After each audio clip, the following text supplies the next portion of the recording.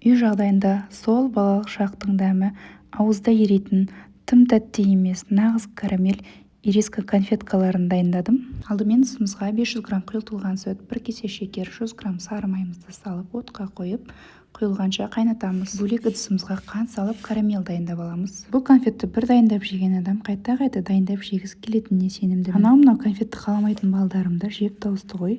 15-20 минутта орта отта қайнағасын осылай қойыла бастайды. Сол кезде карамельді және жер жаңғақтарды салып тағы да кішкене қайнатамыз. Өз қолыңмен дайындаған тәттілер қандай жақсы.